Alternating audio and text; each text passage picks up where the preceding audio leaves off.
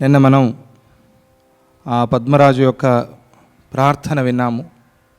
చచ్చి బతికినవాడు పద్మరాజు చూస్తూ ఉండగానే అలా లేచి కూర్చున్నాడు. సరస్వతి అమ్మవారిని గుర్తించి లీలాదేవి వాక్యాలతో ప్రార్థించాడు. నిన్న ఆ ప్రార్థన కూడా చెప్పుకున్నాం. నిన్న మూల నక్షత్రం కూడా అయింది. మూల నక్షత్రం అనేది సరస్వతి అమ్మవారికి చాలా ప్రధానమైన నక్షత్రం. చదువు కావాలి, జ్ఞానం కావాలి, ఇంకా ఇతరమైన శుభాలు కావాలి అన్న వాళ్ళందరూ కూడా అలా ప్రార్థించుకోవాలి అని చెప్పాము. ఆ శ్లోకాన్ని కూడా మనం గుర్తు చేసుకున్నాం. మళ్ళీ ఒకసారి ఆ శ్లోకాన్ని అనుకుంటూ, సరస్వతి నమస్తుభ్యం దేవి సర్వహితప్రదే ప్రయచ్ఛవరదే మేధాం దీర్ఘమాయుర్ధనాని చ ప్రయచ్ఛవరదే మేధాం దీర్ఘమాయుర్ధనాని చ అని అమ్మవారిని ప్రార్థన చేసుకున్నాము. ఆ ప్రార్థనను కూడా మళ్ళీ ఒకసారి గుర్తు చేసుకుంటూ, దాని తరువాత సరస్వతి అమ్మవారు ఆ విదూరథుణ్ణి, ఆ పద్మరాజుని ఎలా అనుగ్రహించింది అనే ఘట్టాన్ని కూడా మనం చెప్పుకున్నాము. అది ఒక అద్భుతమైన శ్లోకం. అది ఎవరైనా కొత్తగా ఏదైనా పదవిలో చేరుతున్నప్పుడు లేదా ఏదైనా కొత్త ఉద్యోగంలో చేరుతున్నప్పుడు ఆ శ్లోకంతో ఆశీర్వదించాలి అన్నట్టుగా ఉన్న ఒక శ్లోకం అది. అటువంటి ఆ శ్లోకాన్ని మనం నిన్న చెప్పుకున్నాం. అమ్మవారి అనుగ్రహం, ఆశీస్సులు అంటే మొత్తం అంతా శుభమైన తరువాత లేదా ఏదైనా ఒక గ్రంథ పారాయణ, పురాణ ప్రవచనం, వేదపారాయణ అయిన తర్వాత చివరిలో ఏం ప్రార్థిస్తారు? కాలే వర్షతు పర్జన్యః పృథివీ సస్యశాలిని దేశోయం క్షోభరహితః సజ్జనాః సంతు నిర్భయాః.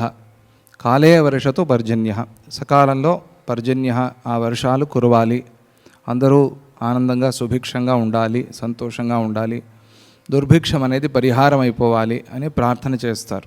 అంటే మనం చేసే ప్రతి మంచి పని సమాజానికి ఉపయోగపడాలి అని ప్రార్థన చేయాలి. కాలే వర్షతు పర్జన్యః పృథివీ సస్యశాలిని, భూమి అంతా కూడా సస్య సమృద్ధిగా ఉండని, పృథివీ సస్యశాలిని దేశోయం క్షోభరహితః. ఈ దేశం మనం ఎక్కడైతే పారాయణ చేస్తున్నామో లేదా ఏ దేశంలో అయితే మనం పుట్టామో, ఈ భారతదేశం కానీ ఇతర దేశాలు కానీ, దేశోయం క్షోభరహితః, క్షోభ లేకుండా, అంటే రకరకాల క్షోభలు ఉంటాయి కదా, ఈ క్షోభలు దుఃఖాలు ఏవి లేకుండా దేశోయం క్షోభరహితః సజ్జనాః సంతు నిర్భయాః, సజ్జనులందరూ కూడా నిర్భయంగా ఆనందంగా జీవించాలి, అంటే దుర్జనులకు భయం కలగాలి అని ఇలా ప్రార్థన చేస్తారు కదా. అటువంటి ఒక ప్రార్థన, ఆ ప్రార్థన దాన్ని విని అమ్మవారు అనుగ్రహించింది. ఆ అనుగ్రహమే, ఆశీర్వచనమే ఈ కాలే వర్షతు పర్జన్యలాగా ఉంది. లక్ష్ములందరూ, అష్టలక్ష్ములు నీ ఇంట్లో తాండవమాడలి అని అమ్మవారు అనుగ్రహించింది. అలా అనుగ్రహమైన తరువాత ఏం జరిగింది అని చెప్తున్నారు. సరస్వతి తథేత్యుక్త్వా తత్రైవాంతర్ధిమాయయౌ ప్రభాతే పంకజై సార్ధం బుబుధే సకలో జనః ఆలిలింగచతాం లీలాం లీలా చ దయితం క్రమాత్ పునః పునర్మహానందానృతం ప్రోజ్జీవితం పునః. అప్పుడు ఆ సరస్వతి అమ్మవారు తథాస్తు అని పలికింది. అడిగాడు కదా, సరస్వతి నమస్తుభ్యం దేవి సర్వహిత ప్రదే ప్రయచ్ఛ వరదే మేధాం దీర్ఘమాయు ధనాని చ అని ప్రార్థించాడు కదా. ఆ ప్రార్థన విని తథాస్తు అనింది అమ్మవారు. అంటే ఇహపరలోక సుఖాలు రెండూ కూడా నీకు కలుగుగాక, కలిగి ముక్తి కూడా లభించాలి నీకు అని అమ్మవారు అనుగ్రహించి తథాస్తు అని పలికి ఆ పద్మరాజును అనుగ్రహించి మంచిది అనింది అమ్మవారు. అలాగే జరుగుతుంది నాయన అని చెప్పి అక్కడే అంతర్ధానమైంది. అంటే కనిపించకూడదు అనుకుంది అంతే, మాయమవటం ఏం లేదు. వీడికి చాలు ఇంకా కనిపించింది మనసులో అనిపిస్తే వాడు చూడాలన్నా కూడా చూడలేడు. ఎక్కడమ్మా ఇక్కడే ఉన్నావు ఇప్పటివరకు, ఏమయ్యావు అంటే ఏమయ్యా అంతే, కనిపించరంతే. కనిపించాలి అనుకుంటే కనిపించటం, వద్దు అంటే వద్దు అంతే, వాళ్ళ ఇష్టం అది. అట్లా అంతర్ధానం అంటే అది. ఎలా వచ్చారో అలాగే కలిసిపోవటం అంతే. ఎలా వచ్చారంటే ఆవిడ అనుకుంది వీడికి కనిపించాలి అని, కనిపించింది, అలాగే అంతర్ధానం అయిపోయింది. మనం దాన్నే మాయమైపోయింది అంటాం కదా, ఆ మాయమైపోయింది అనే దానికి అర్థం అదే, అంతర్ధానమైంది. అంతలో తెల్లవారటంతో పద్మాలు వికసించాయి. ఇది అంతా కూడా రాత్రిపూట జరిగిన కథ. తెల్లవారుతూ ఉండగానే పద్మ వికాసమైంది, సూర్యోదయమైంది, పద్మాలు వికసించాయి. అక్కడ ఆ ప్రజలందరూ కూడా నిద్ర నుంచి మేల్కొన్నారు. పద్మాలతో కలిసి వీళ్ళు కూడా కళ్ళు విప్పారు అని, వీళ్ళకు కూడా మెలకువ వచ్చింది. ఆ రాజుగారు లీలాదేవిని పరమానందంగా ఆలింగనం చేసుకున్నాడు.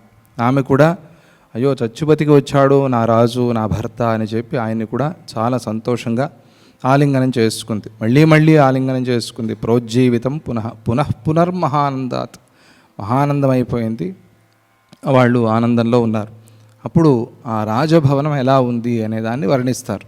ఇది ఒక కథా సందర్భంలో వచ్చింది కాబట్టి ఆ రాజప్రాసాదాన్ని, అంటే ఎలాగైతే ఒకడు పోయి బతికితే ఎలా ఉంటుంది ఆ ఇంట్లో వాతావరణం, పండుగ, ఆ వాతావరణాన్ని వర్ణిస్తారు ఎలా ఉంది అది. ఇది సామాన్యమైన ఇల్లు కాదు, రాజుగారి ఇల్లు ఇది. ఆ రాజుగారి ఇంట్లో రాజప్రాసాదం ఎట్లా ఉంది, అది రాజభవనం ఎట్లా ఉంది. అక్కడ ఆనంద పరవశులై జనులందరూ కూడా గీతాది వాద్యధ్వనులతో నిండిపోయేట్టుగా చేశారు ఆ రాజప్రాసాదాన్ని. జయకారధ్వనులు, మంగళధ్వనులు, పుణ్యాహధ్వనులు మార్మ్రోగుతూ ఉన్నాయి. సంతోషంతో నిండిన జనులతోనూ రాజులతోనూ ఆ రాజభవన ప్రాంగణమంతా కూడా నిండిపోయింది. సిద్ధులు, విద్యాధరులు వేల కొద్దీ పుష్పవృషాన్ని కురిపించారు. పుష్పవృషాన్ని కురిపించారు. వాళ్ళు సామాన్యంగా దేవదుందుభులు మోగాయి అంటే అర్థం ఏమిటి అంటే, వర్షం వచ్చే ముందు ఎలాగైతే ఆ మేఘధ్వని అవుతుందో ఆ మేఘధ్వనినే ఆ దేవదుందుభులు మోగటము అని చెప్తారు. కురిసే వర్షాన్నే దేవతలు కురిపించిన పుష్పవృష్టి అని చెప్తారు. కానీ చెప్పటం మాత్రం దేవతలు వర్షం కురిపించారు. ఇక్కడ మాత్రం దేవతలు పూల వర్షమే కురిపించారు అని చెప్పారు. వర్షం మాత్రమే కాదు, పూల వర్షం. అంత చమత్కారం జరిగింది కదా అక్కడ. ఒక నెల రోజులు పడి ఉన్నవాళ్ళు లేచి రావటం అంటే చాలా పెద్ద విషయం అది. మృదంగాలు, మద్దెళ్ళు, కాహళాలు అంటే బాకాలు అని అర్థం, శంఖాలు, దుందుభులు ధ్వనించాయి. ఏనుగులు తొండాలనెత్తి గంభీరంగా ఘీంకరించాయి. అంగనాగణమంతా కూడా అక్కడ స్త్రీగణమంతా చేరి ఆనంద నృత్యాన్ని చేస్తూ ఉన్నారు. వారితో అక్కడి ఆ ఇళ్ళన్నీ కూడా, అంగనాలన్నీ కూడా నిండిపోయాయి. 4 దిక్కుల నుండి జనులు ఆనందంగా ఉత్సవానికి కానుకలను తీసుకుని వస్తూ ఒకరినొకరు తోసుకుంటూ ఉన్నారు ఆనందంలో. త్వరగా చూడాలి రాజుగారిని. ఎక్కడెక్కడి నుంచో కానుకలు పట్టుకొస్తున్నారు. ఈ విషయం తెలిసి విరివిగా పుష్పాలను తీసుకుని వచ్చిన జనులతో ఆ గృహం శోభిస్తోంది. పూలను ధరించిన వారితో ఆ రాజప్రాసాదం మరింతగా శోభిస్తోంది. ఇది ఆ రాజప్రాసాదం ఉన్న తీరు. మంత్రులు, సామంతులు, పురప్రజలు చల్లిన పూలతో అక్కడి నేలపై తెల్లని వస్త్రాన్ని పరిచినట్టుగా ఉంది. మొత్తం ఆ రాజభవనం అంతా కూడా ఒక వస్త్రం పరిచినట్టుగా ఉంది. నర్తకీమణులు పైకెత్తిన ఎర్రని చేతులు పద్మాలలాగా కనిపించగా వారందరూ నృత్యం చేస్తూ చేతులు పైకెత్తారట. పైకెత్తితే అవన్నీ పద్మాలలాగా కనిపించాయి. ఆకాశం పద్మాలతో నిండిన ఒక సరోవరంలాగా కనిపించింది. సరోవరం సామాన్యంగా పద్మాలు పైకి ఉంటాయి. ఇక్కడ ఆకాశం అనే సరోవరం నుంచి పద్మాలు కిందకు వచ్చినట్టుగా కనిపిస్తోంది. అంటే అంత ఆనందంగా వాళ్ళందరూ ఉత్సవంలో నాట్యం చేస్తున్నారు అని అర్థం. మత్తులైన స్త్రీలు మెడలు త్రిప్పుతూ ఉండగా వారి కుండలాలు నృత్యం చేస్తున్నట్టుగా ఉన్నాయి. జనుల త్రొక్కిసరాటలో అక్కడి నేల పూల బురదలాగా తయారైపోయింది. పూలన్నీ పడ్డాయి, వాటిని తొక్కుతున్నారు వాళ్ళు. గుళ్ళల్లో ఉంటుంది కదా పరిస్థితి, ఆ పూలు తొక్కి ఆ పూలే జారి పడిపోతాం ఆ పూల మీద కాలు వేసి. అలా అంతమంది జనం అక్కడ చేరి అంత ఉత్సవంగా ఆనందం చేసుకుంటున్నారు. అక్కడ ఉత్సవార్థం పట్టవస్త్రాలు తళతళలాడుతూ ఉన్నాయి. అవి శరన్మేఘాలలాగా ఉన్నాయి. అంతటా జెండాలు కట్టారు. ఏదైనా అశుభం జరిగినప్పుడు రాజ్యాల్లో జెండా దింపుతారు, అదే శుభం జరిగితే జెండా పైకెత్తుతారు. అలాగే ఆ పట్టవస్త్రాలు, ఆ పట్టాభిషేకానికి సంకేతంగా ఆ పట్టవస్త్రాలన్నీ కూడా శరన్మేఘాల్లాగా ఉన్నాయి. అటు ఇటు కదులుతూ ఉన్న ఉత్తమ స్త్రీల ముఖాలు లక్షల కొద్దీ చంద్రులలాగా ఉన్నాయి. అవి నాట్యమాడుతున్నాయా అన్నట్టుగా ఉన్నాయి. అంటే అందరూ కళగా, ఆనందంగా, సంతోషంగా ఉన్నారు. ఇప్పటి వరకు అసలు ఆనందం అనేదే లేదు, అందరూ ఏడుస్తూ ఉన్నారు. ఇప్పుడు హాయిగా సంతోషంగా నవ్వుతూ ఉన్నారు అందరూ అని ఆ రాజభవనాన్ని వర్ణిస్తూ, పరలోకాదుపానీత రాజ్ఞీస పతిరేవచ ఇతి నిర్వృత్తగాథాభి జగుర్దేశాంతరే జనా. ఇక ఏదైనా ఒక చమత్కారం జరిగితే అది దేశమంతా పాకిపోతుంది కదా, అదే దాన్నే అందరూ అన్ని న్యూస్లు చెప్తాయి, అందరూ దాని గురించే మాట్లాడతారు. అలా అయిపోయింది కథ. అందరూ అదే మాట్లాడుతున్నారు. జనులందరూ కూడా అటు ఇటు తిరుగుతూ రాజుగారు, రాణిగారు పరలోకం నుంచి వచ్చారు అని గీతాలు పాడుతున్నారు. పాటలే కట్టేశారు అప్పుడే, ఆ పాటలు కట్టి పాడుతున్నారు. పద్మలీల మరొక ఆమెను కూడా తీసుకొచ్చింది అని కూడా పాటలు పాడుతున్నారు. ఆ పద్ముడి భార్య లీలాదేవి ఇంకొక లీలాదేవిని పట్టుకొచ్చింది పరలోకం నుంచి అని కూడా పాడుతున్నారు. ఇది ఇట్లా ఆ కథలుగా వాళ్ళందరూ కూడా సంగీతం చేస్తున్నారు. పద్మో భూమిపతి శ్రుత్వా వృత్తాంతం కథితం మనాక్ చక్రే స్నానం సమానీతై చతుస్సాగరవారిభి. ఆ పద్మరాజు సంక్షేపంగా చాలా సూక్ష్మంగా తన కథనంతా విన్నాడు. ఏమైంది, ఎన్ని రోజులైంది నేను మరణించి, ఈ కథనంతా కూడా సంక్షేపంగా విన్నాడు. పూర్తిగా తెలిసిన వాళ్ళు ఎవరున్నారు అక్కడ? అందరూ ఏదేదో చెప్తారు. ఆ లీలాదేవికి మాత్రమే తెలుసు. ఆమె ద్వారా సంక్షేపంగా తన మరణ వృత్తాంతాన్ని విని 4 సముద్రాల నుంచి తెప్పించిన ఆ జలాలతో, శుభ జలాలతో అభిషేకం చేసుకున్నాడు, స్నానం చేసుకున్నాడు. సముద్ర స్నానం అనేది సర్వశ్రేష్టం. మనకి చర్మ వ్యాధులు అటువంటివన్నీ వస్తూ ఉంటాయి. ఈ వ్యాధి పరిహారం కోసం సంవత్సరంలో 4 సార్లు సముద్ర స్నానం చెప్పారు. అంటే 4 సముద్రాల నుంచి తెచ్చుకోలేం కాబట్టి 4 సార్లు చెప్పారు. కనీసం ఒక్కసారైనా చేయాలి.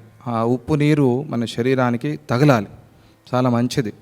ఈ కేరళ, మంగళూరు, చెన్నై ఇటువైపు ఉన్న వాళ్ళు కొంచెం ఆరోగ్యంగానే ఉంటారు మనతో పోలిస్తే. ఎందుకనంటే ఆ ఉప్పు నీరు వల్ల వాళ్ళకి బాగా చెమట పట్టి, అది సహజంగానే చెమట పట్టి కొంతమంది ఏదో అనారోగ్యంతో ఎవరైనా ఉంటే ఉండవచ్చేమో, కానీ సాధారణంగా మనతో పోలిస్తే వాళ్ళు ఆరోగ్యంగానే ఉంటారు అని అనిపిస్తుంది. సముద్ర తీరంలో ఉన్నవాళ్ళు, వాళ్ళ ఆహారం కూడా బాగానే ఉంటుంది అక్కడ. అలా ఆ సముద్ర స్నానం అనేది మంచి ఆరోగ్యాన్ని ఇస్తుంది మనకి. అప్పుడప్పుడు చేసే ప్రయత్నం చేయండి. సముద్రం దగ్గరలో ఉంటాం కదా, ఉరికే వెళ్ళి పడి రావటం, ఆటలాడి రావటం కాదు. సముద్రుణ్ణి బాగా భక్తిగా ప్రార్థన చేసి, ఎలాగైతే రాముడు సముద్రుణ్ణి ప్రార్థన చేసి దాటాడో, ముందు కోప్పడినా కూడా తర్వాత ముందు ప్రార్థించాడు, వినలేదని కోప్పడ్డాడు, మళ్ళీ ప్రార్థించాడు, సముద్రాన్ని దాటాడు. అట్లా సముద్రం అనేది రోగాల్ని దాటిస్తుంది. రోగాల్ని పోగొట్టుకోవడానికి సముద్ర స్నానం, ఉప్పు చాలా మంచిది. ఆ ఉప్పు నీరు చాలా మంచిది. ఒకసారి అయినా సముద్ర స్నానం చేయండి, మంచిది అది.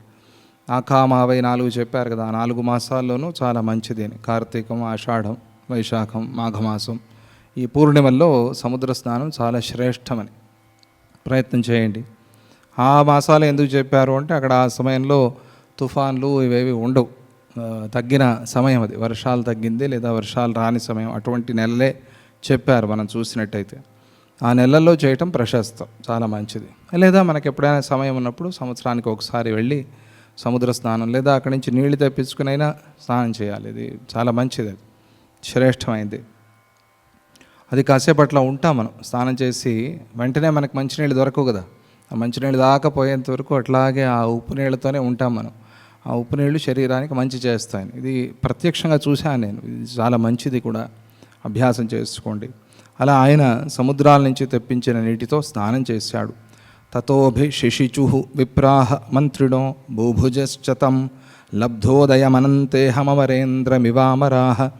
నహుషుడు ఇంద్ర పదవి నుండి కిందికి జారిపోయిన తరువాత దేవతలు దేవేంద్రుణ్ణి అభిషేకించినట్టుగా, నహుషుడు చాలా గొప్ప భక్తుడే, కానీ అహంకారం వచ్చింది ఆయనకి. ఇంద్ర పదవి రాగానే అహంకారం వచ్చింది, జాగ్రత్తగా ఉండాలి అని. కార్తవీర్యార్జునుడి విషయంలో కూడా ఇదే అయింది. చాలా గొప్ప దత్తభక్తుడు, కానీ అహంకారం వచ్చింది. బుద్ధివంతుడు, ముందే అడిగాడు, నీతోనే మరణం కావాలి నాకు అని. అది సాధ్యమయ్యే పని కాదు, నా లాంటి వాడితో అవుతుంది అన్నాడు ఆయన. పరశురాముడు వచ్చాడు అందుకనే. అది ఒక అదృష్టం కార్తవీర్యార్జునుడికి. నహుషుడు చాలా భక్తిగా ప్రార్థన చేశాడు, దాని ఫలంగా ఇంద్ర పదవిని పొందాడు, బాగుంది. ఇంద్ర పదవిలో కూర్చోగానే అహంకారం వచ్చింది, అది ప్రాబ్లం. అది ఎవరినైనా పరీక్షించాలి అంటే వాళ్ళకి ఒక పవర్ ఇచ్చి చూడు అని, ఒక అధికారం ఇచ్చి చూడు, అప్పుడు తెలుస్తుంది వాళ్ళ కథ అని. అప్పటి వరకు చాలా బాగుంటారు, అధికారం రాగానే మారిపోతారు. అది మంచి పద్ధతి కాదు. నహుషుడి విషయంలో అది జరిగింది. కూర్చున్నాడు, బాగానే ఉంది, రాజ్యం వెళ్తున్నాడు, అంతా సంతోషం ఉన్నట్టుండి వాడికి ఏదో పల్లకి మోయించుకోవాలనిపించింది. మోయించుకొని ఎవరితో? సప్తఋషులతో. అంటే వాళ్ళు వీళ్ళు పనికిరారట, వీడికి సప్తఋషులే పట్టుకోవాలట. సరే పట్టుకున్నారు, ఓన్లీ ఇంద్రుడే కదా, పట్టుకుంటే తప్పేముంది. పట్టుకుని మోస్తూ ఉంటే అగస్త్యుల వారు పొట్టిగా ఉన్నారు పాపం. ఆయన అందరికీ అంతంత శరీరం ఉంటే ఈయన ఇంతున్నాడు. ఈయనకి ఆ పల్లకి దండం దొరకటం లేదు, దాన్ని పట్టుకోవాలని చాలా ప్రయత్నిస్తున్నాడు పాపం. అప్పటికి మోస్తున్నాడు ఆయన, అది అటు ఇటు కదిలిపోతాను. ఈ నహుషుడు లోపల నుంచి ఎవర్రా అది కదిల్చేది అని చెప్పి ఒక తన్నాడు. తన్నితే అది అగస్త్యుడికి తగిలింది. సామాన్యం అది, అగస్త్యుడికి పాదం పొరపాటును తగిలితేనే కొన్ని జన్మల పాపం అది. అటువంటిది వీడు బుద్ధిపూర్వకంగా అగస్త్య మహర్షిని కాలుతో తన్నాడు. ఏమవుతాడు? వెంటనే పడిపోయాడు అంత నహుషుడు. ఇది నహుష చరిత్ర. తర్వాత ఉద్ధరించాడు శ్రీకృష్ణ పరమాత్మ, అది వేరే విషయం. ఆ నహుషుడు అహంకారంతో అట్లా పడిపోయినప్పుడు మళ్ళీ దేవేంద్రుని ఆనందంగా కూర్చోబెట్టారు. ఆహా, యోగ్యుడినా అయోగ్యుడు వచ్చేసాడు పదవికి అని ఆ నహుషుడిని పీకేసి ఆ నహుషుడి స్థానంలో దేవేంద్రుడిని మళ్ళీ అభిషేకించినట్టుగా దేవతలందరూ కూడా చాలా ఆనందంగా అమరేంద్రం ఇవామరాహ లబ్ధోదయం అనంతేహం ఆయన అప్పుడు ఆయన కోరికలన్నీ తీరాయి. మళ్ళీ ఆయనకి పట్టాభిషేకం అయింది, ఇంద్ర పదవి లభించింది. అలా అక్కడి ఆ వేద విద్వాంసులు, మంత్రులు, రాజులు ఆ పద్మరాజుకు శుభం కలగటం కోసం మళ్ళీ పట్టాభిషేకం చేశారు. అయ్యా చచ్చు బతికావు నువ్వు, మళ్ళీ నీకు పట్టాభిషేకం అని చెప్పి సింహాసనంలో కూర్చోబెట్టి పూర్వం ఎలాగైతే చేశారో అలాగే పట్టాభిషేకం చేశారు. చాలా కాలం ప్రయాణం చేసి వచ్చాడు కదా, జైత్రయాత్ర, చాలా పెద్ద జైత్రయాత్ర చేసి వచ్చిన వాడికి ఎట్లా అయితే చేస్తారో అలాగే ఈయన జీవన ప్రయాణం చేసి వచ్చాడు, పరలోక యాత్ర చేసి వచ్చాడు. ఈయనకి ఆ పద్మరాజుకు మంగళం కలగాలి అనే ఒక అభిప్రాయంతో వాళ్ళు పట్టాభిషేకం చేశారు. లీలాచ రాజాచ జీవన్ముక్త మహాధియ రేమిరే పూర్వవృత్తాంత కథనై సురతైరివ. జీవన్ముక్త బుద్ధులైన లీలలిద్దరూ కూడా వాళ్ళు జీవన్ముక్తులు, బుద్ధ అంటే జ్ఞానవంతులు, జ్ఞానవతి ఆ లీలాదేవి. జీవన్ముక్తులు బుద్ధులు అయిన ఆ లీలలిద్దరూ మరియు పద్మరాజు తమ పూర్వ వృత్తాంతాన్ని గురించి ప్రసంగించుకుంటూ స్త్రీ పురుషులు పొందే ఆనందం లాంటి ఆనందాన్ని పొందారు వాళ్ళు. అది వాళ్ళు జీవన్ముక్త స్థితిలో ఉన్నారు అని చెప్పేందుకోసం చెప్పిన మాట. సరస్వత్యా ప్రసాదేన స్వపౌరుష కృతేన తత్ ప్రాప్తం లోకత్రయ శ్రేయ పద్మేనేతి మహీభుజ. సరస్వతి అనుగ్రహం వల్ల రాజుగారు మళ్ళీ జీవించారు, ఆయనకు రాజ్యం దక్కింది అనే పక్షంలో ఇది అదృష్టమైంది. సరస్వతి అనుగ్రహం అనేది అదృష్టం, దేవతా అనుగ్రహమే అదృష్టం. అదృష్టం అంటే ఏమిటి? లక్కని కాదు, దేవతా అనుగ్రహం, గురుకృప. ఇది అదృష్టం, మనకి తెలియకుండా మనల్ని ఉద్ధరించింది. అదృష్టం అంటే దేవతా అనుగ్రహం, గురుకృప అని అర్థం. ఇది అదృష్టం వల్ల అయింది అని అర్థం. సరస్వతి అనుగ్రహం వల్ల అంటే స్వప్రయత్నం ఏముంది దాంట్లో? రాజుగారు చేసింది ఏముంది? అదృష్టం వల్ల వచ్చిందంతే. ఏదో అమ్మవారు అనుగ్రహించింది, అందుకనే ఈయన అనుగ్రహం కలిగింది అనే ప్రశ్న రాముడిలో ఉదయిస్తోంది అని గుర్తించారు వశిష్ఠుల వారు. అది చూసి దానికి సమాధానం చెప్తున్నారు ఇక్కడ.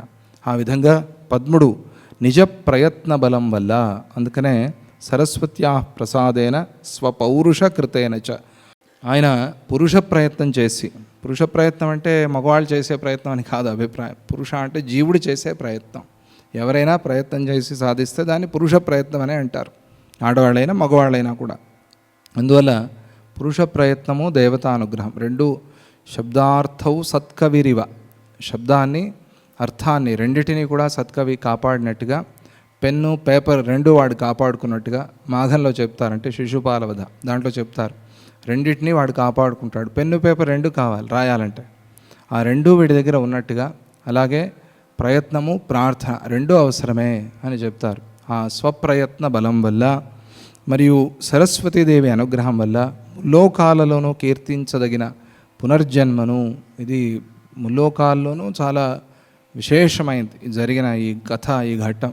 పునర్జన్మ అంటే మళ్ళీ బతికి రావటం, పునర్జన్మను, రాజ్యాన్ని, జ్ఞానాన్ని పొందాడు.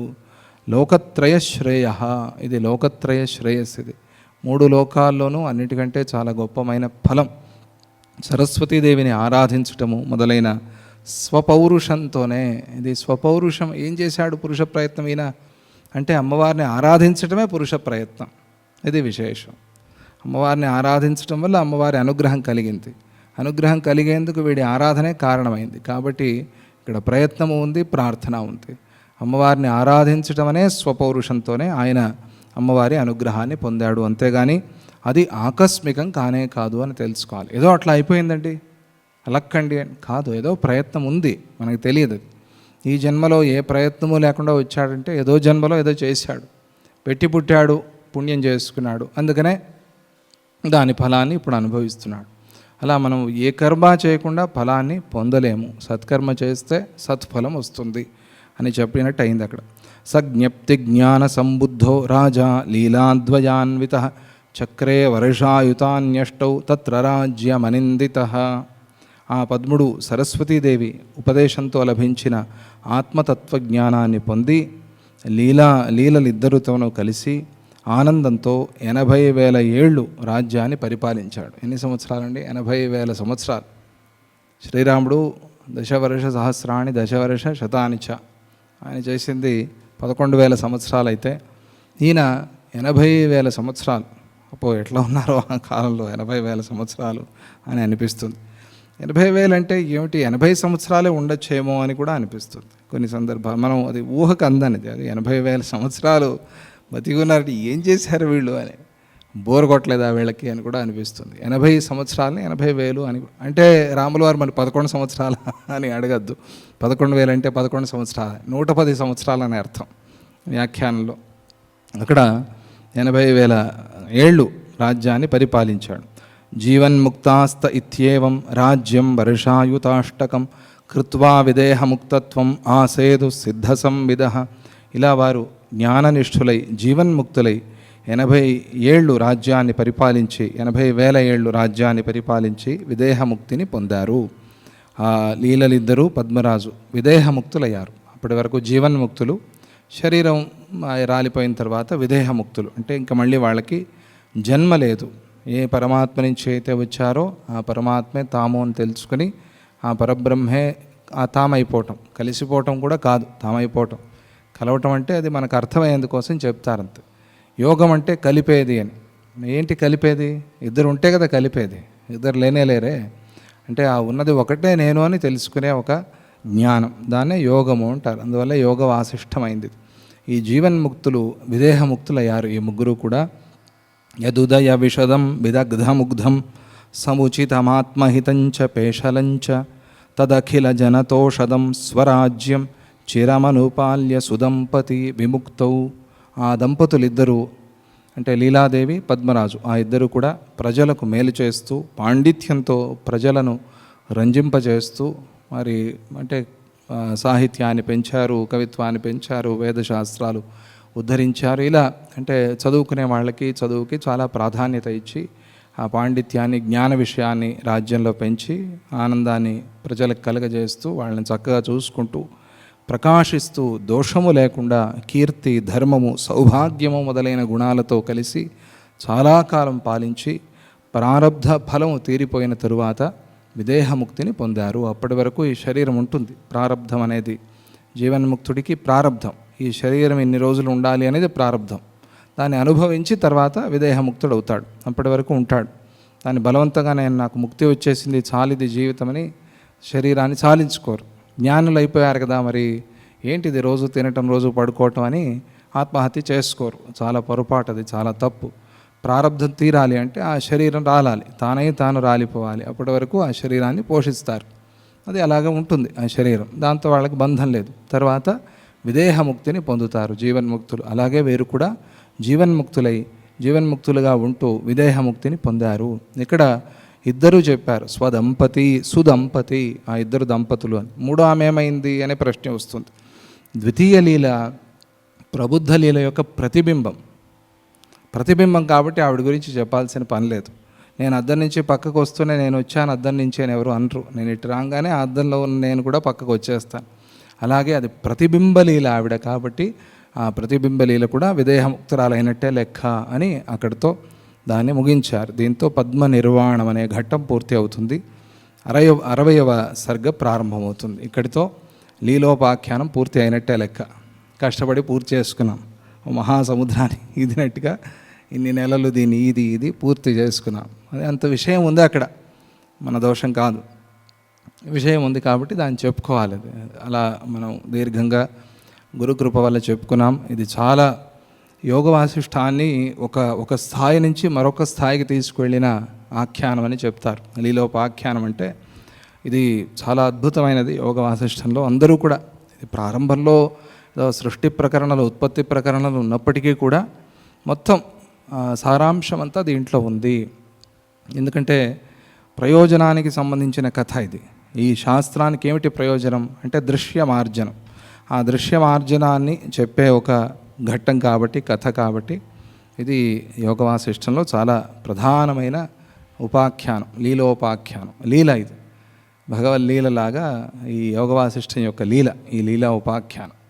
ఆ కథ అక్కడికి పూర్తి అవుతుంది. తరువాత దానిలో వచ్చే విషయాల్ని ఇప్పుడు విశదీకరించి అంటే విపులంగా ఎందుకు ఆ విషయాలు చెప్పాము, ఏమిటి ఆ పేర్లు, వీటికి అర్థం చెప్తారు. దాన్ని ప్రయోజన వర్ణనం అంటారు. ప్రయోజనం ఎందుకు అలా చెప్పాము అనే ప్రయోజనాన్ని చెప్తారు. అలాగే పరమ ప్రయోజనాన్ని చెప్పారు కదా ప్రారంభంలో, ఉత్పత్తి ప్రకరణానికి పరమ ప్రయోజనం ఏమిటి అని, దాన్ని చెప్పేది ఈ ఘట్టం కాబట్టి ఆ ప్రయోజనాన్ని మళ్ళీ వర్ణిస్తారు. అలా రెండు విధాలుగా ఏతత్తే కథితం రామ దృశ్యదోష నివృత్తయే లీలోపాఖ్యానమనఘం ఘనతాం జగతస్థ్యజ. ఓ శ్రీరామ, దృశ్యమార్జనం కనుక కలిగితే, మనస్సుకు సిద్ధిస్తే అదే మోక్షము. దృశ్యమార్జనం అంటే ఈ కనిపించే ప్రపంచానంతా ఊడ్చేసి పరమాత్మలో లయం చేయటం అంటే ఏమిటి? ఇది ఉన్నది పరమాత్మే అనే ఒక జ్ఞానం, అది దృఢం అవ్వటం, అదే మోక్షం. అంటే అది జీవించినప్పుడే అనుభవించవచ్చు దాన్ని, అదే మోక్షం అని ప్రారంభంలో చెప్పారు. ఈ లీలోపాఖ్యానికి పరమ ప్రయోజనం అదే. ఎందుకు చెప్పారు ఈ లీలోపాఖ్యానం అంటే ప్రయోజనం అది, ఆ దృశ్యమార్జనం జరగటం కోసం. ఇది మనం కథంతా ఆలోచిస్తే జరిగింది అదే. అలా అది చెప్పదలిచి వశిష్ఠుల వారు ఇట్లా అంటున్నారు, ఓ శ్రీరామ, దృశ్యదోషం నివారణం అవ్వటానికే నీకు లీలోపాఖ్యానాన్ని చెప్పాను. నీ మనస్సు నుంచి, నీ బుద్ధి నుంచి దృశ్యమార్జనం అయిపోవాలి, దృశ్యం తొలగిపోవాలి. అందుకోసమే ఈ లీలోపాఖ్యానం చెప్పాం. నువ్వు అడిగావు కదా, జగత్తు ఇంత ఘనంగా కనిపిస్తోంది కదా, మరి దీన్ని అసత్యం అని ఎట్లా అనుకునేది అని అడిగావు. అప్పుడు ప్రారంభమైంది కదా ఈ కథ. అందువల్ల దృశ్యమార్జనానికి ఉపయోగపడే కథ ఇది. దీన్ని భావన చేస్తే దృశ్యమార్జనం కలుగుతుంది. అంటే ఆ పరమశాంతి, ఆ పరమానందం మనకి సిద్ధిస్తుంది. నువ్వు ఈ జగత్తు సత్యం అనే భావాన్ని విడిచిపెట్టు. జగత్ సత్యత్వంలో ఉన్నావు నువ్వు, బ్రహ్మ సత్యత్వాన్ని భావన చేయాలి. జగత్ సత్యాన్ని ఏమిటి భావన చేసేది? ఇది భ్రాంతి, ఇది మాయ, భ్రమ. దీన్ని భావన చేసేదేమీ లేదు. అందువల్ల ఈ జగత్తు యొక్క సత్యత్వం ఇది అసత్యమని తెలుసుకో. దేన్నైతే నువ్వు సత్యం అనుకుంటున్నావో ఇది అసత్యమని తెలుసుకో. జగత్తు యొక్క సద్భావనని విడిచిపెట్టు, నువ్వు బ్రహ్మ యొక్క సద్భావన చెయ్యి నువ్వు అని చెప్పారు. జగత్తు సత్యం అనే భావాన్ని విడిచిపెట్టు శ్రీరామ. శాంతైవ దృశ్య సత్తాస్యాహ శమనం నోపయుజ్యతే సతోహి మార్జన క్లేశో నాసతస్తు కదాచన. దృశ్యం సత్యం కాదు అనుకున్నంత మాత్రంతో దృశ్య నివృత్తి కలుగుతుందా అనే ప్రశ్న. ఊరికే ఇది సత్యం కాదు అనుకుంటే ఇది సత్యం కాకుండా పోతుందా? అది కాదు అంటే నేను ఊడవను, ఇక్కడ దుమ్ము లేదు అనుకుంటే మాత్రం దుమ్ము ఉన్నట్టు ఉంది, అక్కడ ఎలా పోతుంది? ఇది ప్రశ్న. అరే దుమ్ముంది, నువ్వు లేదు అనుకుంటే తర్వాత ఎప్పుడో గాలి వచ్చినప్పుడు ముక్కులోకి పోతుంది, తుమ్ములు వస్తాయి, అప్పుడు తెలుస్తుంది ఓహో దుమ్ము ఉంది అని. మరి లేదు అనుకున్నంత మాత్రం లేకుండా ఎట్లా పోతుంది ఇది? అది ప్రశ్న ఎవరికైనా వస్తుంది. ఆ ప్రశ్నని మనస్సులో పెట్టుకుని దృశ్య పదార్థాలు సత్యం అనే భావాన్ని విడిచిపెట్టడం కంటే దృశ్యాన్ని నివారించగలిగిన ఉపాయం మరొకటి లేదు. ఇక్కడ అలాగే చేయాలి, తప్పదు, ఏమీ చేయలేం. వ్యవహారంలో ఇలా మాట్లాడుకున్నాం మనం, దుమ్ముంది అక్కడ ఊడవాలి, అప్పుడే శుద్ధం అవుతుంది. లేదు అనుకున్నంత మాత్రాన్ని పోతుందా అని. కానీ ఇక్కడ ఊడ్చేందుకు ఏమి లేదనుకోవటమే ఊడవటం అంతే. ఇక్కడ తప్పదు, ఆధ్యాత్మికంలో తప్పదు అది. అందువల్ల అలా అనుకునే దానికన్నా వేరే ఉపాయం లేదు. కాబట్టి దృశ్యం అనేది లేదు, దృశ్యాతీతమైన ఆ పరమాత్మే ఉన్నాడు, ఆ భగవంతుడే ఉన్నాడు అనే భావన చెయ్యి. ఆ భావన తప్పించి వేరే ఉపాయం లేదు దీనికి అని స్పష్టంగా చెప్పి, సత్యత్వ బుద్ధి ఉన్నంత వరకు దానిని నిర్మూలించటానికి ఎంతో కష్టపడవలసి వస్తుంది. సత్య దృష్టి ఉంది, సత్యత్వం, అది దాన్ని పోగొట్టడానికి ఎంతో చేయాల్సి వస్తుంది. సత్యత్వ బుద్ధి తొలగిపోయినప్పుడు ఈ శ్రమ ఉండదు. ఈ శ్రమ అంతా ఎప్పుడు ఒక్కొక్క పదార్థాన్ని తీయాల్సి వస్తుంది. నేతి వాక్యాల్ని ఒప్పుకోలేదు, కొంతమంది ఒప్పారు, ఉపనిషత్తుల్లో చెప్పారు కాబట్టి అదే సిద్ధాంతం కాదు అన్నారు. అంటే ఇది కాదని ఎన్నిటిని అలా చెప్తావు నువ్వు? ప్రతి పదార్థం చూపించడం. వాడు రేపు వస్తాడు గురుగారు సంచి నిండా వస్తువులు వేసుకొచ్చి ఇది బ్రహ్మ కాదురా, ఇది బ్రహ్మ కాదురా, ఇది బ్రహ్మ, ఎన్ని వస్తువులు ఇట్లా చూపిస్తాడు? ప్రతిరోజు ఇదే పని అయిపోతుంది. అందువల్ల నేతి వాక్యాలతో తెలుపుతున్న ఉపనిషత్తులు అది సిద్ధాంతం కాదు. అది అలా కూడా తెలుసుకోవచ్చు. నేతి వాక్యాలంటే మనం అక్కడి వరకు వెళ్ళాలి. పంచభూతాలు, పంచతన్మాత్రలు, మనస్సు, వాటిని నేతి వాక్యాలతో తీసేస్తే సరిపోతుంది. కాదు అని వాటిని తీసేస్తే, మైనస్ చేస్తే మిగిలేది పరబ్రహ్మ. అంతేగాని ఈ కనిపించే దృశ్య వస్తువులను ఒకటొకటే తీసుకొచ్చి ఇది బ్రహ్మ కాదు, ఇది బ్రహ్మ కాదు, ఇలా దీంతో అయ్యేది కాదు. ఇది వ్యవహారం సరి అయిన పద్ధతి కాదు ఇది. అందువల్ల ఈ దృశ్యము లేదు అనే భావన చేయటం మనస్సులో. ఎందుకు లేదు అని చాలా స్పష్టంగా చెప్పారు, ఇప్పటివరకు అయిపోయింది. దాన్ని భావన చేయటం, భావన చేస్తే అది దృఢపడుతుంది.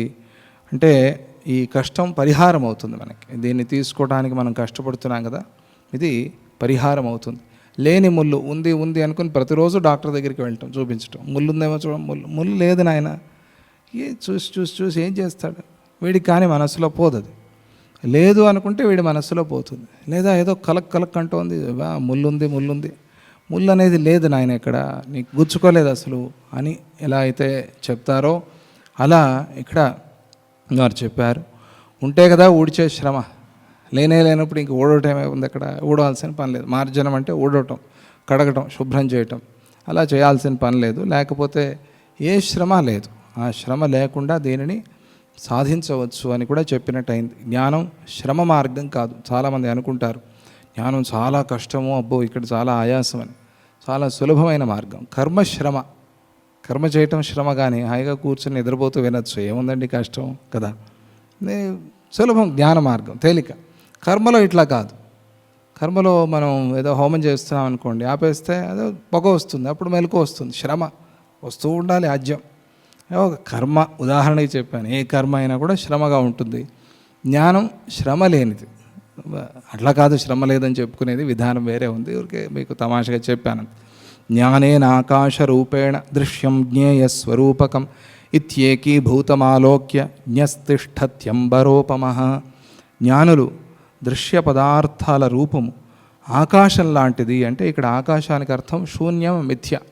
ఆకాశం లాంటిది, శూన్యం అంటామే, ఆకాశం శూన్యంగా, అటువంటిది ఈ దృశ్య పదార్థం అనేది. ఆకాశం ఎంతో ఇది కూడా అంతే అనే ఆ భావంలో ఉంటారు. ఈ ప్రపంచమంతా కూడా ఆకాశంతో సమానమైన పరమ పురుషునిలో ప్రకాశిస్తోంది, పరమాత్మలో ప్రకాశిస్తోంది అనే జ్ఞానంతో వాళ్ళు నిర్మలంగా ఉంటారు, ఆనందంగా ఉంటారు. మనం కూడా అలాగే ఇది ఒక చైతన్యంలో ప్రకాశిస్తున్న ప్రపంచము అని అనుకోవాలి. పృథ్వ్యాదిరహితేనేదం చిద్భాసైవ స్వయంభువ సాధితం యది సిద్ధేన తతస్వాత్మని సాధితం. పృథ్వీ మొదలైన భూతాలు లేనివాడు అంటే వాటి సహకారం ఏది లేకుండా, ఆ పంచభూతాల సహకారము లేకుండా చిన్మాత్ర శరీరుడు, ఆయనకి శరీరం ఏది, చిన్మాత్రమే శరీరం. అంటే చిత్ అంటే జ్ఞానం, జ్ఞాన శరీరుడు. జ్ఞాన శరీరుడైన ఆ స్వయంభువు చతుర్ముఖ బ్రహ్మ హిరణ్యగర్భుడు తనలోనే తన చిత్ప్రకాశంతోనే, తానే చిత్ప్రకాశం, ఎందుకంటే తన శరీరమే అది అయినప్పుడు తానే చిత్ కదా, తన ప్రకాశంతోనే తన జ్ఞానంతోనే కల్పించుకున్న వివర్తమంతా కూడా ఆయన యందే ప్రకాశిస్తోంది. ఇది ఆయన కల్పించుకున్నాడు. అంటే ఆయన చూసే కళ, ఈ ప్రపంచమంతా ఏమిటి అంటే ఆ చతుర్ముఖ బ్రహ్మ చూస్తున్న కళ. ఆ బ్రహ్మగారికి కళ వచ్చింది, ఆ కళలో ఇది అంతా జరుగుతోంది. మరి మీరేమో కళ అంటారు, నాకు నేను సత్యం అన్నట్టుగా తెలుస్తోంది అంటే, కళగనేప్పుడు మనమే ఆ కళలో ఏదో జింకగానో ఏదో ఇంకొక శరీరంలోనో ఇంకొక ప్రాణిగానో మారామనుకోండి, మనమే పరిగెత్తుతున్న భావన మనకు ఉంటుందా లేదా కళలో? ఎప్పుడైనా కలిగిందా మీకు అటువంటి భావన? మనం ఏ వస్తువైనా కళలో, మనం ఏ జంతువైనా లేదా మన రూపంలోనే అక్కడ తిరిగినా కూడా మనము సత్యంగానే ఉన్నట్టుగా ఉంటుంది. మరి ఈ కళకి సృష్టికర్త ఎవరు? మనమే. మన కళకి మనమే సృష్టికర్తలం. ఆ మన కళలో ఉన్న మనము మనల్ని నిజం అనుకుంటున్నాం. దీనికి కారణం ఎవరు? దానికి కూడా మనమే కారణం. అది అప్పటి వరకు నిజమే కదా. సో ఈ అనుభవం అయితే ఉంది కదా. ఇక్కడ ఉన్నవాడు అయితే మనం ఈ జగత్తులో తిరుగుతున్నాము, ఈ పనులన్నీ చేస్తున్నాము, ఇది అసత్యమా అంటే ఇది ఆయన కళలో జరుగుతోంది అని అనుకుంటే, ఆయన కళలో ఉన్న మనము ఎవరమై ఉండాలి? ఎవరై ఉండాలి? ఆయన కళలో ఉన్న మనమందరము ఎవరై ఉండాలి? ఆయనే అయి ఉండాలి. ఆయనే అయి ఉండాలి కదా. మన కళలో వచ్చేవని మనమే. మన కళలో వచ్చే కొండ కూడా మనమే. మన కళలో వచ్చే శుభాశుభాలన్నీ మనమే. ఎందుకంటే అవేవి కూడా బయట వాళ్ళకి అనుభవం కాదు, అవేవి సత్యం కావు, అవన్నీ మనమే. అక్కడ వచ్చే సమస్తము మనమే, ఆ కళలో కనిపించేవన్నీ మనమే. అలాగే ఆయన కళలో ఈ ప్రపంచం, ఈ బ్రహ్మాండం అంతా కనిపిస్తున్నప్పుడు ఈ కళ, ఈ బ్రహ్మాండం అంతా ఏమై ఉండాలి? ఆయనే అయి ఉండాలి కదా. ఆయనకు వచ్చిన కళ ఇక్కడ వ్యవహారం చేస్తోంది. దీనికి ఇంత దేశము, ఇంత కాలము ఇవన్నీ ఉన్నప్పుడు ఆయన కళ అని ఎలా అంటారండి? కొంతమందికి 10 నిమిషాల కళ వస్తుంది, కొంతమందికి 3 గంటల కళ వస్తుంది. దీర్ఘమైన కళ ఇది. బ్రహ్మగారి ఆయుస్సులో వచ్చిన కళ ఇది. మన ఆయుస్సులో లెక్క చేస్తే ఎట్లా? మన ఆయుస్సుకి, మన భూమికి ఇది ఇక్కడి నుంచి దాటి వెళ్తే 100 ఏళ్లవాడు అక్కడ 20 ఏళ్లవాడు అవుతాడు. ఏదో చంద్రలోకానికి దాన్ని దాటి వెళ్తే ఆ శక్తి వాడికి వస్తుంది అని సైన్స్ చెప్తుంది. ఇంకా దాటిపోతే వాడు ఇంకా పుట్టనట్టే లెక్క. అలా అలా అలా లోకాలోకాలు దాటిపోతే సత్యలోకం వరకు వెళ్తే ఆ బ్రహ్మగారి ఎంత ఆయన శరీరము, ఆయన కథ ఏమిటి, ఆయనకు వచ్చే కళ ఏమిటి. ఆయనకు వచ్చే కళ అంటే ఇది చాలా అల్పం, ఇది ఈ యుగాలు చాలా అల్పం. ఇది మనం అనుకుంటాం అబ్బా ఎంత ఎంత ఎన్ని రోజులు, ఎన్ని దేశాలు, ఎన్ని కాలాలు, ఎన్ని యుగాలైంది, ఇదంతా కళ అని ఎట్లా అంటామంటే ఆయన అన్ని రోజులు నిద్రపోయాడు, ఆయన అన్ని రోజులు కలగన్నాడు. ఆయనకు అన్ని రోజులు కళ వస్తోంది. ఈ కళ వచ్చిన ఈ కళ అంతా ఏమై ఉండాలి? ఆయనే అయి ఉండాలి. ఆయనలోనే వచ్చిన కళ ఆయనే అయి ఉండాలి. మరి ఆయన కళ ఆయనకి సత్యం కాదు కదా. మన కళ మనకి సత్యం కానట్టుగా ఆయన కళ ఆయనకి సత్యం కాదు కదా. అందువల్ల ఆయనలో వచ్చిన మనము ఆయన కళే కాబట్టి, ఆయన కళ సత్యం కాదు కాబట్టి, మనం సత్యం అనే భావన ఉంది కాబట్టి మనం ఎవరమై ఉండాలి అనే ప్రశ్న రావాలి మనకి. నేను కళనైతే నేను సత్యం కాదు, నేను సత్యం కాకపోతే నేను సత్యం అనే భావన నాకుంది. నేను లేను అని ఎవరు చెప్పుకోరు ప్రపంచంలో, నేను ఉన్నాను అనే చెప్తారు అందరూ. నాస్తికుడు ఆస్తికుడు అందరూ కూడా ప్రపంచంలో నేను ఉన్నాను అనే చెప్తాడు. మరి ఉన్నాను అనటానికి అర్థం ఏమిటి? నేను ఇది కాదు, నేను బ్రహ్మని అని అర్థం. నా కలలో వచ్చింది నేనే ఎట్లాగైతే అయి ఉన్నాను, అలాగే బ్రహ్మగారి కలలో వచ్చిన నేను బ్రహ్మనే అయి ఉండాలి. బ్రహ్మగారు చతుర్ముఖ బ్రహ్మ ఎట్లా సృష్టి చేశాడు? ఏదో భూమి ఇదంతా కలిపి ముద్ద చేసి వీడికి ప్రాణం పోసి, అది అర్థమయ్యేందుకు చెప్పే మాట. అలా కానే కాదు. పృథివ్యాది సహకారాలు ఏవీ లేకుండా కేవల చిన్మాత్ర స్వరూపుడు ఆయన. కేవల చిత్ప్రకాశంతో సృష్టి చేశాడు. ఆ చిత్ప్రకాశం వల్లే మనలో కళ వస్తోంది, ఆ చైతన్యం వల్లే మనలో కళ పుడుతోంది. ఈ కళలో వచ్చిన మనము విడివిడిగా మనం సత్యం అనుకుంటున్నాం. ఇది కాదు, ఈ కళలో ఈ కళంతా కలిపి సమష్టి కళ ఆయనలో వచ్చింది కాబట్టి ఆయన సత్యం. ఆయన సత్యం అయితే ఆయన ఎందుకు తపస్సు చేస్తాడు? సత్యాన్ని వెతుకుతూ ఏం చేశాడు? ఆయన తపస్సే కదా చేశాడు. నేను సత్యాన్ని పట్టుకోలేకపోతున్నాను, తపస్సు చేశాడు. తపస్సు చేసి వెతికి వెతికి వెతికి ఆ పద్మపు తోడ పట్టుకుని తిరిగి తిరిగి తిరిగి ఎన్ని ఏళ్ళు ఎన్ని యుగాలైనా కూడా చేరలేకపోయాడు. చేరకపోతే అప్పుడు ఒక అశరీరవాణి వినిపించింది, తపస్సు చేయి నాయన, దీంతో కాదు నీకు వచ్చేది, తపస్సు చేయి. తపస్సు చేశాడు. సతపస్తప్త్వా. అప్పుడు ఆ తపస్సు చేసిన తర్వాత ఆయనకి జ్ఞానం కలిగింది. ఓహో, నేను భ్రమిస్తున్నాను. ఆయన అర్థం చేసుకున్నాడు, నేను చతుర్ముఖుణ్ణి అనుకునేది కూడా ఇది కళలో నేను అనుకుంటున్నాను. ఎవరి కళ ఇది? ఎవరికి కళ కాదు, ఇది నేనే. ఒక చైతన్యాన్ని నేను భ్రమించాను, నా చైతన్యత్వాన్ని నేను మర్చిపోయాను. నారాయణుడు ఏమీ అనుకోలేదు నా నాభి నుంచి ఒక పద్మం రావాలి, ఆ పద్మంలో బ్రహ్మగారు పుట్టాలి అని నారాయణుడు అనుకోలా. అట్లా పడుకున్నాడు, ఆయన వచ్చాడంత. ఆయన అనుకోకపోయినా వచ్చాడు కాబట్టి ఆయన నుంచి విడివడిన జీవుడు ఎవరు? చతుర్ముఖ బ్రహ్మ. ఆ జీవుడు ఏం చేయాలి? నేను నారాయణుణ్ణి అని తెలుసుకోవాలి. ఆయన నుంచి విడిపోయాను నేను, ఆయనలో ఉన్న పద్మంలో పుట్టానంటే ఆ పద్మం ఆయనే అయి ఉండాలి. ఆయనలో ఉన్న పద్మంలో కూర్చున్నాను అంటే నేను ఎక్కడి నుంచో వచ్చి అక్కడ కూర్చోలే, ఆసనం వేసుకుని కూర్చున్నట్టుగా అక్కడే ఉన్నాను. ఆ పద్మంలోనే ఆ పద్మం పుట్టింది నాభి నుంచి, ఆ పద్మంలోనే బ్రహ్మగారు ఉన్నారు. అవునా కాదా? పురాణ కథని అర్థం చేసుకుంటే మరి ఆ పద్మము నారాయణుడే, ఆ పద్మంలో ఉన్న నేను నారాయణుడే.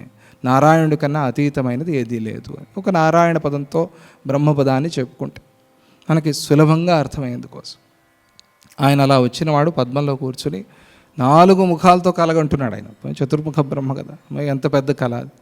అలా అలా కళ వచ్చింది, ఇది జరిగింది. అందువల్ల ఇది కళ అని తెలుసుకుని ఆ కళలో సత్యభావన కలుగుతుంది. కానీ భావన కలిగినంత మాత్రానికి కళ సత్యం కాదు అనే సత్యాన్ని తెలుసుకుని నువ్వు నేను నారాయణ స్వరూపుణ్ణి అని తెలుసుకో, నేను పరబ్రహ్మ స్వరూపాన్ని అని తెలుసుకో, దీన్ని భావన చేయి, నువ్వు దీన్ని అనుభవించు. ఇది ఎలా కలుగుతుంది అంటే ఈ జగత్ సత్య భావన పోతే, జగత్తుకు ఘన భావన పోతే నీకు ఇది కలుగుతుంది అని వశిష్ఠుల వారు ఉపదేశం చేశారు. పంచభూతాల సహాయంతో బ్రహ్మగారు సృష్టి చేశాడు అనుకునేది ఒక భ్రమ. అలా ఆయన సృష్టి చేయలేదు. పురాణాలు అలా చెప్తాయి ఎందుకు అంటే అది మనకి అర్థం అవ్వేందుకోసం, ఆయన మీద ఒక భక్తి కలిగేందుకోసం. భక్తి కూడా లేకపోతే మనం శ్రవణం కూడా చేయం. శ్రవణం చేయకపోతే ఆ జ్ఞానం ఎప్పటికీ మనకు కలగదు. కాబట్టి భక్తి మార్గంలో అలా అలా వెళ్ళి వెళ్ళి వెళ్ళి జ్ఞాన మార్గంగా దాన్ని మలుచుకొని ఆ జ్ఞాన మార్గమే ముక్తి. కాబట్టి ఆ ముక్తిని పొందాలి అనేదే పురాణాల యొక్క అభిప్రాయం. ఆ పురాణాల్లో దీన్నే అక్కడ ఒక కథగా చెప్తారంత. అందువల్ల ఆ చతుర్ముఖ బ్రహ్మ యొక్క కళ, ఆదిజీవుడి యొక్క కళ. ఆదిజీవుడు సృష్టి చేశాడు అన్నారు అంతే. ఆయన కళ వచ్చింది కాబట్టి, కళకి సృష్టికర్త ఆయనే కాబట్టి ఆయనే సృష్టికర్త అన్నారు. అయ్యా నీ కళలో మేమంతా ఇట్లా కొట్టుకుంటున్నాము, ఈ కళని త్వరగా నీలో ఉపసంహరించుకోను, మేల్కో అని ఎవరు లేపుతున్నారండి? ఎవరు లేపారు? అలారం పెట్టుకుని మనమే లేపుకుంటున్నాం, మనమే లేస్తున్నాం. బ్రహ్మగారిని ఏమి లేపటంలా. అయ్యా ఈ కళ తొందరగా పోయి, ఈ కళలో బ్రహ్మగారు ఏమనుకుంటున్నారు? ఆయన ఇష్టం. ఆ కళలో ఒకేసారికి నువ్వు పులివే అవుతావు, జింకివే అవుతావు, నీ ఇష్టం. ఏది కావాలంటే అది. అలా ఆ వాసనని బట్టి అయిపోయినట్టుగా ఆయన అలా చాలా బ్రహ్మగారు ఆదిజీవుడు కాబట్టి ఒక విస్తారమైన కళ. ఈ విస్తారమైన కళలో రకరకాల జీవులు, రకరకాల సృష్టులు. ఏమిటి ఒకటా రెండా? దీని గురించి ఏం చెప్పేది? యుగాలు ఏమిటి, దేశాలు, కాలాలు, ఓహోహో చాలా కళలు వచ్చేసాయి. ఈ కళలన్నీ కూడా ఈ కళలో ఉన్న జీవుడు నేనేమనుకోవాలి? ఓహో నేను ఈ భావన చేస్తే మనం అట్లా లోపలికి జారిపోతాం, బయటికి కాదు లోపలికి మనలోకి మనం జారిపోతాం. భావన చేస్తూ ఉంటే ఆయన కళ మనం అంటే సత్యం ఆ జీవుడు, ఆది జీవుడు అట్లా ఉన్నాడు. ఆ తర్వాత అక్కడి వరకు వెళ్ళగలిగితే తర్వాత మళ్ళీ తపస్సు చేసి నారాయణ పదవిని పొందటం. ఇది ఆంజనేయ స్వామి రాబోయే యుగాల్లో చతుర్ముఖ బ్రహ్మ అవుతాడు అని. అందువల్ల ఆయన పట్టుకున్నాం. అయ్యా ముందుకి నీ కళలో కూడా మేము రాకుండా నీలోనే ఉండేట్టుగా చూసుకో, నీ కళ అయిపోకూడదు, మేము అవ్వాలి అని ఆయన ప్రార్థన చేస్తాం. ఇప్పుడు కాకపోయినా కల్పాంతంలో మళ్ళీ రాబోయే యుగాల్లో ఆయన బ్రహ్మ అయినప్పుడైనా మనకి ఈ జ్ఞానం కలిగి, ఈ భావం కలిగి పరిపూర్ణంగా కళలోనే ఉన్నాము, ఇది సత్యం అవ్వాలి. ఆ కళ నుంచి బయటికి రావాలి. పగటి కళ విచిత్రం. ఆయన కళ్ళు తెరిస్తే సృష్టి, కళ్ళు మూస్తే ప్రళయం. సృష్టి అంటే కళ్ళు తెరిచాడు ఆయన, అంటే ఇది పగల ఆయనకి. పగటి కళలు కంటున్నాం మనం. పగటి కళ మంచిది కాదు కదా. నీ పగటి కళ పోయి ఆయనలో కలవాలి అని ఒక అభిప్రాయం. పురాణ కథలు కూడా ఇలా మనకి సహాయం చేస్తాయి అని వశిష్ఠులు వారు ఉపదేశం చేసి ఇంకా ఎన్నో విషయాల్ని అక్కడ చర్చిస్తారు. ఇది ప్రయోజన వర్ణనం కదా. ప్రయోజనం ఎందుకు ఇది ప్రయోజనం అయింది, ఎలా దీంతో దృశ్యమార్జనం కలుగుతుంది అని చెప్పాలి కాబట్టి ఆ విషయాన్ని చర్చిస్తారు. అవన్నీ కూడా మనం మళ్ళీ రేపు మాట్లాడుకుందామని అంటూ జయ గురుదత్త. ఓం శాంతి శాంతి శాంతి.